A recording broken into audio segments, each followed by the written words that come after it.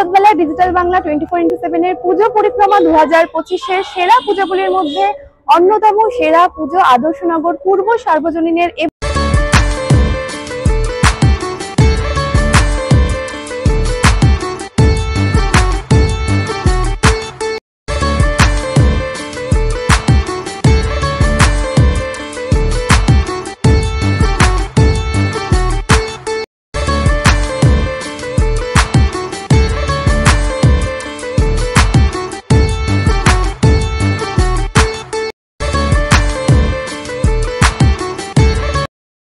নমস্কার, digital Bangla 24x7 এ সকলকে স্বাগত। কথিত আছে মা দুর্গা দুর্গ নামক দৈত্যকে বধ করে জগতে শান্তি ফিরিয়ে এনেছিলেন।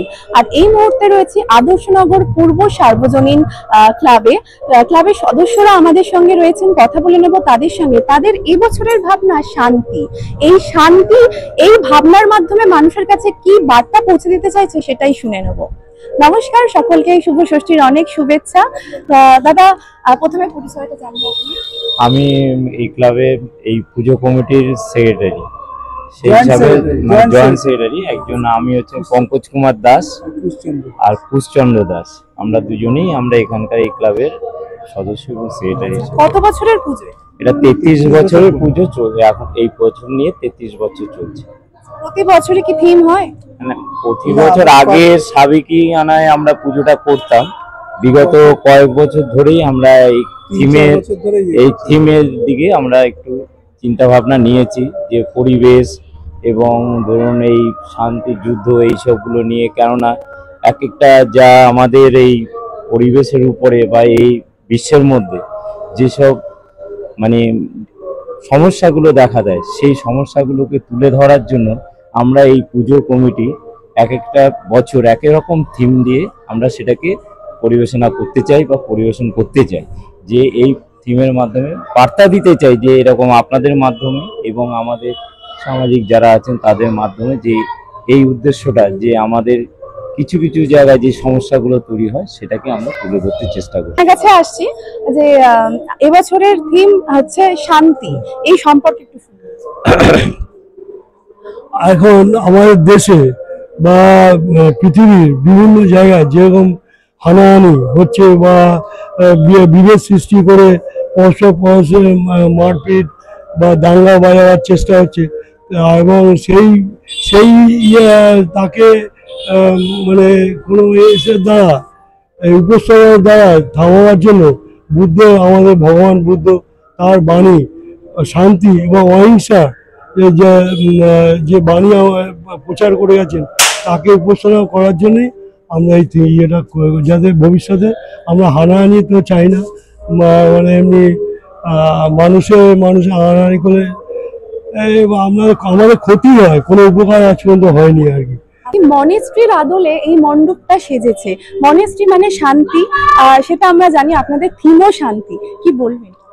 দেখুন, মূলত আমাদের এবছরের থিমটার আমরা নাম রেখেছি শান্তি, আর তার তলায় আমাদের ট্যাগলাইন আছে বুদ্ধের বাণী অহিংসা ও শান্তি। আমাদের মূলত আমরা আগের বছর আপনারা দেখেছিলেন আমরাও একটা বার্তা, আমরা চাই যে আমরা একটা আমাদের খুব ছোট একটা পুজো এবং মেন রোড থেকে অনেকটাই ভেতরে আমাদের এই পুজোটা, আমরা চাই যে আমরা একটা সোশ্যাল মেসেজ যদি আমরা মানুষকে দিতে পারি, সেখান থেকে যদি কিছু মানুষ উপকৃত হয়, সেটাই আমাদের কাছে অনেক বড় পাওনা হবে।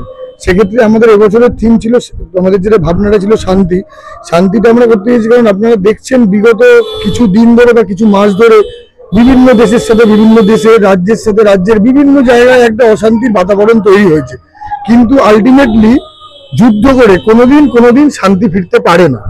যুদ্ধের আলটিমেটলি পরিণতি হচ্ছে ধ্বংস, সেটা কোনো দেশ হতে পারে, রাজ্য হতে পারে, ব্যক্তি হতে পারে, ধ্বংস। তাই আমরা মানুষের কাছে একটাই বার্তা দিতে চাই যে যুদ্ধ করে কোনো লাভ হবে না, মানুষকে যুদ্ধ বন্ধ করুন, হানাহানি বন্ধ করুন, মানুষকে সুস্থভাবে বাঁচতে দিন।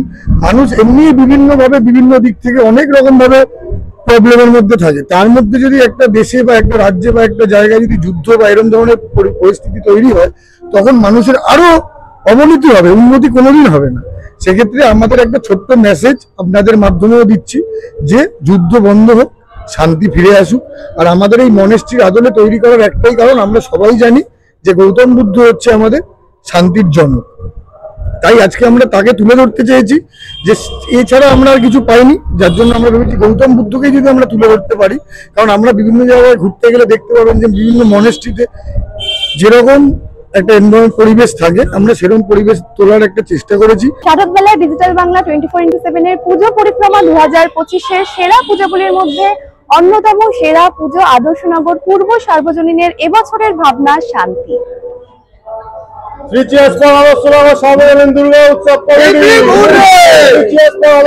সার্বজনীন দুর্গা উৎসব পুজো কমিটি।